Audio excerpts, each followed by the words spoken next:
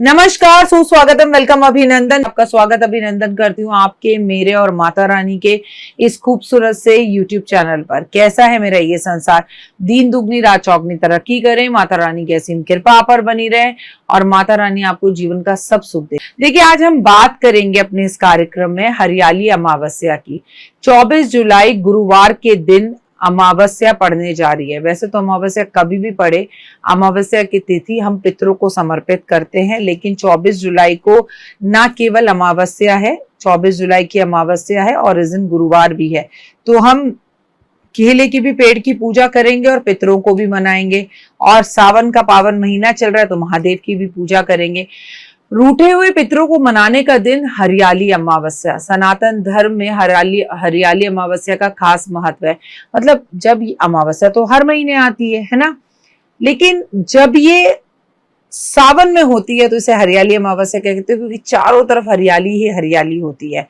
इस शुभ अवसर पर बड़ी संख्या में श्रद्धालु गंगा समेत पवित्र नदियों में अलग अलग जगहों पर स्नान ध्यान करते हैं। इसके बाद देवों व देवताओं और महादेव को गंगा जल से अभिषेक भी करते हैं। साथ ही भक्ति भाव से भगवान शिव और माता पार्वती का पूजन किया जाता है।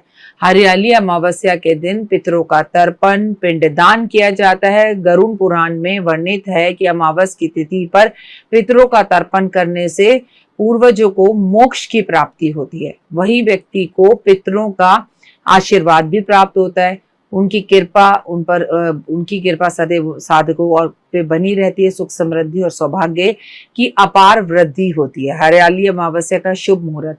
किस तारीख पर हरियाली अमावस्या? 24 जुलाई हरियाली अमावस्या है। देर रात 2:28 पर हरियाली अमावस्या की तिथि शुरू हो रही है। इसका मतलब जब आप सोकर उठेंगे तो आपको हरियाली अमावस्या जो है सुबह सुबह उदय तिथि से मिलेगी। कब तक हरियाली अमावस्या रहेगी? 25 जुलाई देर रात 12:40 तक अमावस्या की तिथि समाप्त होगी। इसके बाद शुक्ल पक्ष आरंभ होगा। सनातन धर्म में सूर्य उदय से तिथि की गणना की जाती है, इसलिए 24 जुलाई को हरियाली अमावस्या को हम मनाएंगे और जिस दिन गुरुवार का दिन है। हरियाली अमावस्या पर शिववास योग। इस बार हरियाली अमावस्या पर दुर्लभ शिववास योग का सहयोग है। इस योग का निर्माण सुबह से हो रहा है। वहीं शिववास योग देर रात 12:40 तक रहेगा। ऐसे में महादेव की पूजा या महादेव का रुद्राभिषेक बहुत ही लाभकारी है।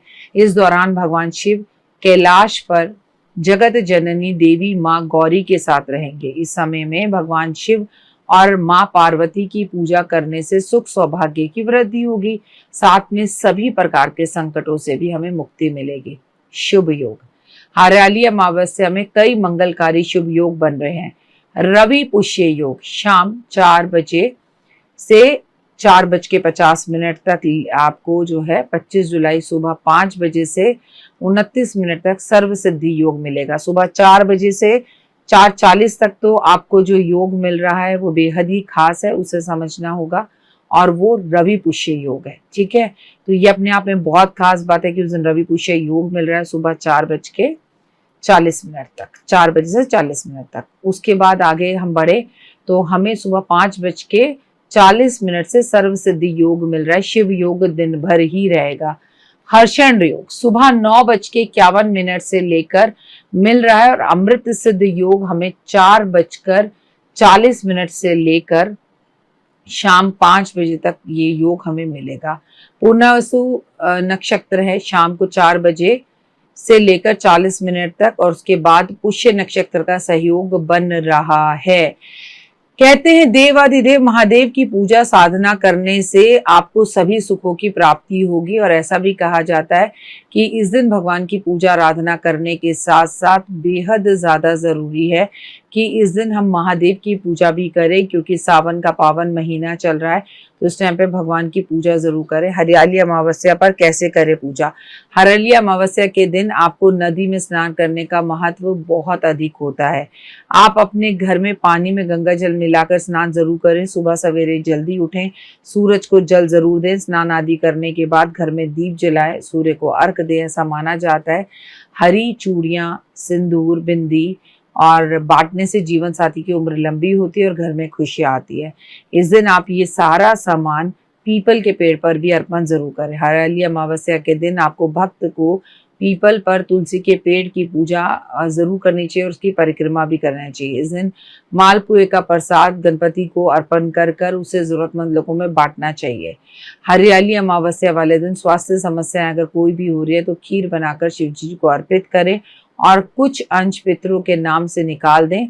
शिव जी को अर्पित करते हुए खीर निर्धनों में बांट दें। ऐसा करने से आपके जीवन में बहुत खुशहाली आएगी। सफेद चंदन की लकड़ी नीले धागे में बांधकर इस दिन आपको महादेव के मंदिर में छोड़ कर आनी चाहिए।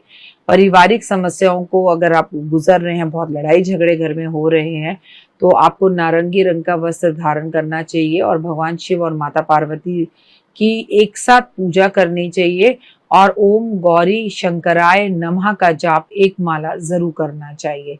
हरियाली अमावस्या पर आपको अपनी गलतियों को, जो आपकी गलतियां हो चुकी हैं, उसके लिए अपने पितरों से क्षमा मांगनी चाहिए। अमावस पर आपको पितरों का अगर आशीर्वाद चाहिए तो घर में गृह कलेश बिल्कुल नहीं होना चाहिए। माहौल को बहुत अच्छा रखना चाहिए।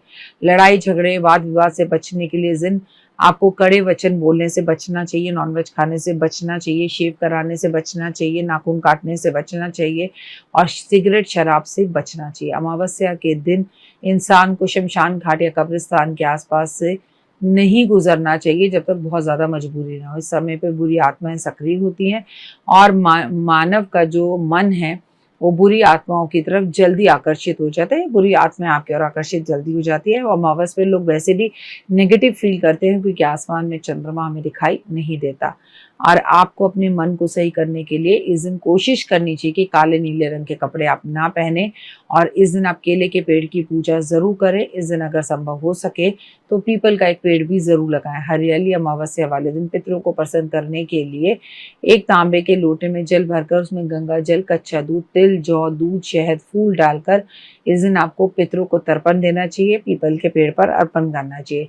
तर्पण करते समय आपका मुख दक्षिण दिशा की तरफ होना चाहिए और ऐसा करने से आपके पितरों का आशीर्वाद आपको मिलता है।